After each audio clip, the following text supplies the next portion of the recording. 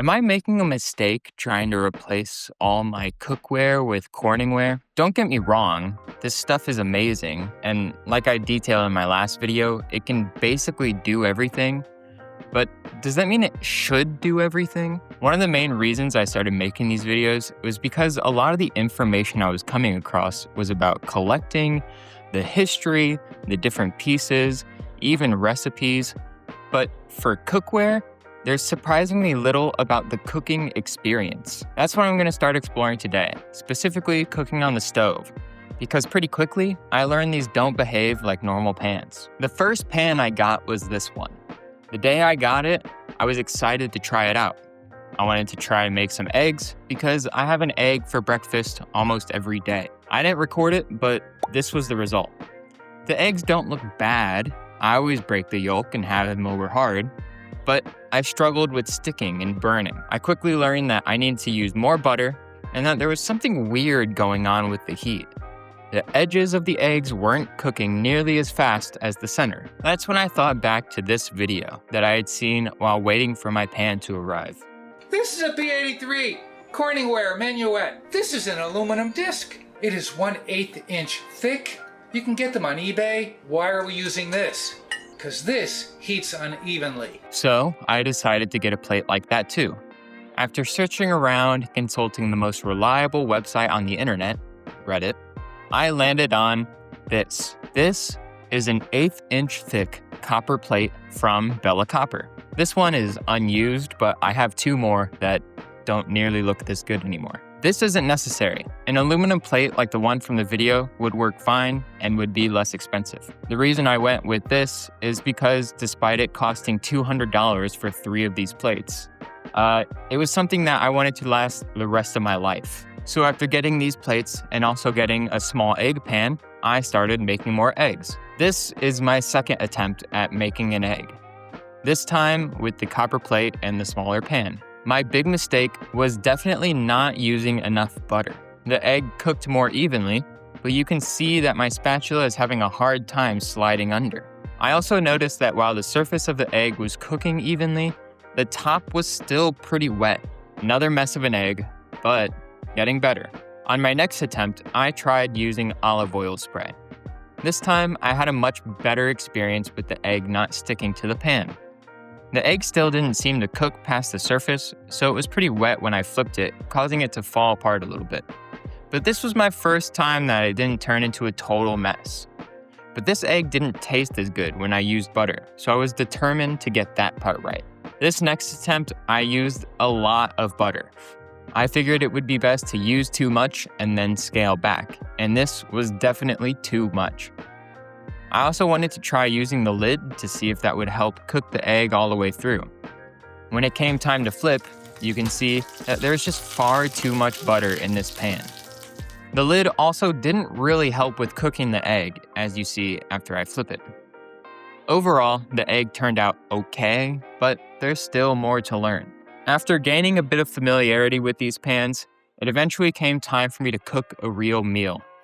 I like to meal prep my lunches, and lately, I've been meal prepping burritos. When I meal prep, I try to use a pressure cooker because it allows me to make a ton of food really quickly, all in one pot. This time, I wanted to break it up, so I was assembling my burrito in a tortilla instead of essentially making a burrito filling in the pressure cooker and then wrapping that in tortillas. I also love Chipotle. Like, if I could only eat one meal for the rest of my life, I'd be happy with that being a Chipotle burrito. So I wanted to try and make my burritos more like Chipotle burritos. I did this by mixing my burrito recipe with recipes for Chipotle chicken and rice. The first step was making a chicken marinade. I followed a recipe from someone who used to work at Chipotle. I'll leave a link to their video in the description if you want to check it out yourself. The first thing I did was combine all the spices into this bowl. I then minced up some garlic and added it to the bowl before getting out my blender. First, I put in the oil, then the spices and garlic. Then I added a bit of water, and the recipe calls for a can of Chipotle peppers, but I forgot to get some from the store, so I decided to use a bit of the hot salsa that I have. And I just kinda eyeballed that. Then I blended it up for a few minutes, and that's the marinade done.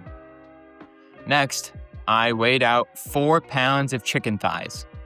The recipe calls for 4 to 6 thighs total, but I'm making a batch of 16 burritos. After weighing them all out, I put them in a gallon bag and added the marinade. I threw that in the fridge and let it sit overnight. The next day, I got the chicken out and prepared to sear it. I used my 10-inch CorningWare pan on top of my 10-inch copper plate. I had this large casserole dish waiting on the side to hold the chicken once I was done searing it. The plan was to sear the chicken, remove it from the pan, dice it, and then put it in the casserole dish while I sear the next batch.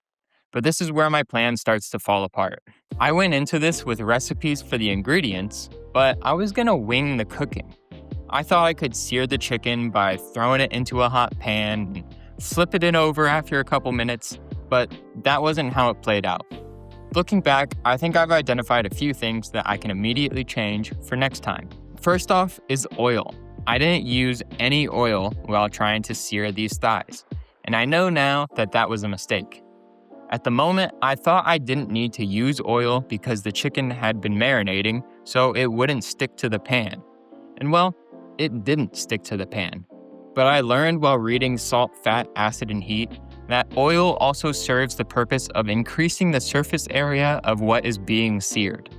Instead of only searing the parts that are directly touching the pan, it would sear everything that's touching the oil. So if you set it in a little puddle of oil, more of the chicken is being seared. I also made a few mistakes involving heat. First, I didn't let the pan get hot enough before adding the chicken. And on top of that, I added 3 cold thighs into the pan. That probably immediately dropped the surface temperature down far below searing temperature. And I probably should have only done 1 thigh at a time. I wanted to do multiple because I had so many to get through, but I was biting off more than my pan could handle. Obviously, searing would be much easier if I was using a cast iron, but that's besides the point. The good news is I can very easily make these changes next time I meal prep. Since my plan was falling apart, to pivot, I decided to dice the raw thighs and cook them like that instead of going for a sear. It took a while to dice all 4 pounds, and I also find cutting raw chicken to be pretty annoying, especially because my knife isn't the best, but in the end, I got it all done. Here you can see the final result of all these thighs. The next thing I wanted to tackle was making fajita vegetables and cooking the corn and black beans that I put in my burritos. When I would make this in the pressure cooker, I would always pour a jar of hot salsa and a can of tomatoes in on top of the chicken and let that cook for a few hours. I still wanted to incorporate the salsa because I liked the spice that it gives, so I had the idea of cooking it in a pot to try and reduce some of the liquid. I also thought that the salsa would be a good vessel for cooking the beans and corn, so I tried adding them in, but quickly realized that my pot was too small. I had to transfer everything over into a bigger piece of CorningWare twice. But in the end, I ended up with this. For the fajitas, I sliced up 3 bell peppers and half a red onion and put them in my large pan. I didn't record myself cutting them as I was busy on a phone call and I used my phone to record all of this. But as you can see, after cutting them up, I dropped them in the pan, added oil and spices, and got to sauteing. This is another instance where I should have heated up the pan, then added and heat up some oil, and then added the vegetables. But it's a learning experience.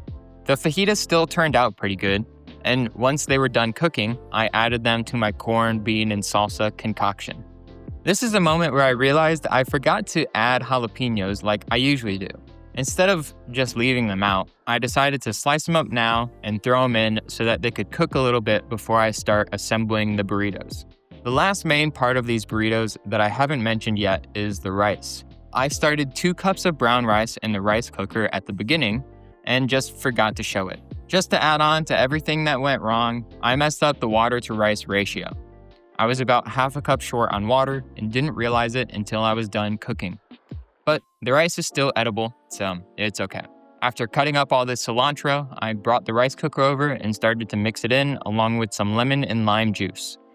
I freeballed how much juice I used and would just keep tasting it and adding more until I liked how it tasted. Now that I've stumbled my way through cooking everything, it was finally time to assemble the burritos.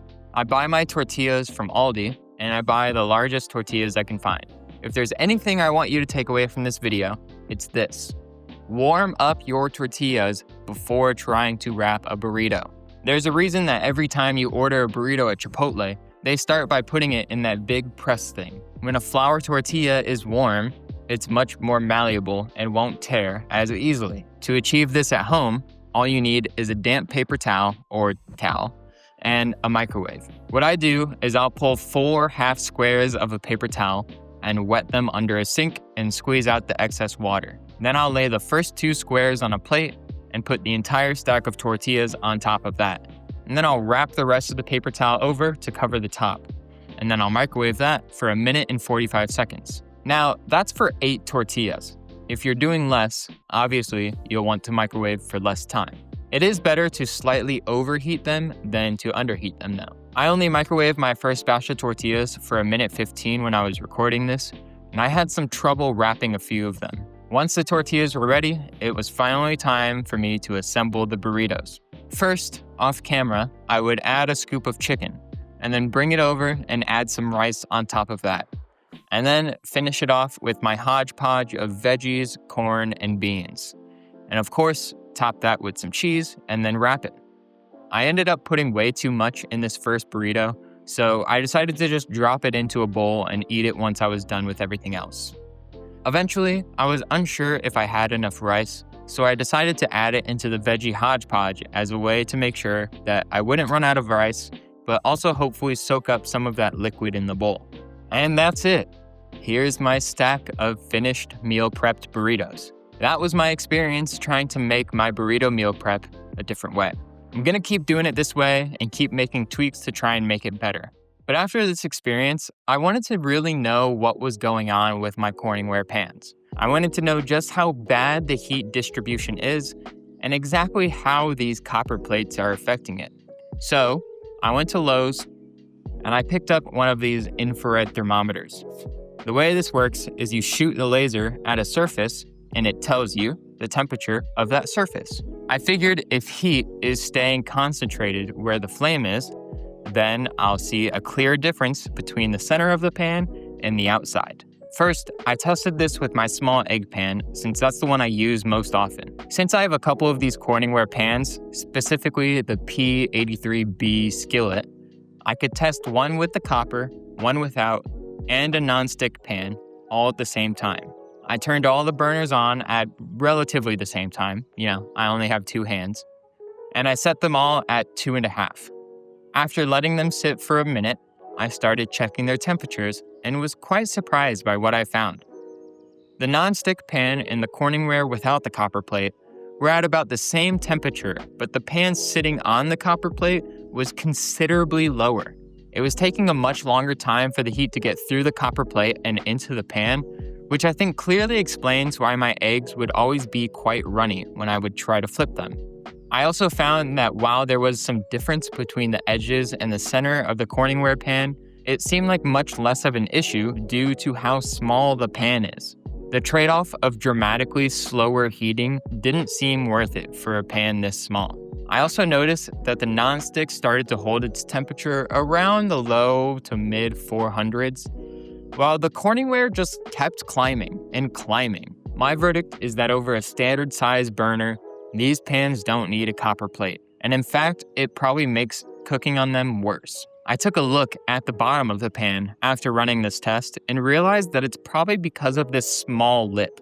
This prevents the center of the underside from making direct contact with the copper, and therefore, it takes a much longer time for it to warm up. That got me curious about the larger pan, but there doesn't seem to be a lip like that, so I'm predicting that the copper plate works better with it. Once everything cooled off, I did my initial test with the copper plate. I set the burner to 2 and checked the initial reading to see that it was in the low to mid 70s. I let it sit for about 3.5 minutes before taking the next readings. The results were kind of all over the place. Some parts were still hotter than others, and the temperature didn't really rise too much. What I'm taking away from this is that these copper plates probably need more heat than cooking right over a flame, and this pan probably also has some inconsistencies with contact against the plate. You can see as I check the temperature of the plate that it hasn't risen much, so that reassures my suspicion that I need to use more heat. I then let everything cool off and came back the next day to test it without the copper plate. I turned on the heat to 2 again and let the pan sit for 2 minutes before checking. As you can see, I'm getting much more heat, but I can clearly see now the heat distribution problem. There's about a 200-degree difference from the center to the outside edges. As I circle around the pan though, some spots of the edges are hotter than others, but I suspect this was caused by the pan not being exactly centered on the burner. What I found most interesting was that I decided to flip the pan over and measure the temperatures of the bottom, and there's a pretty dramatic difference. About a 100-degree difference between the bottom and the top, which I really don't know how to explain.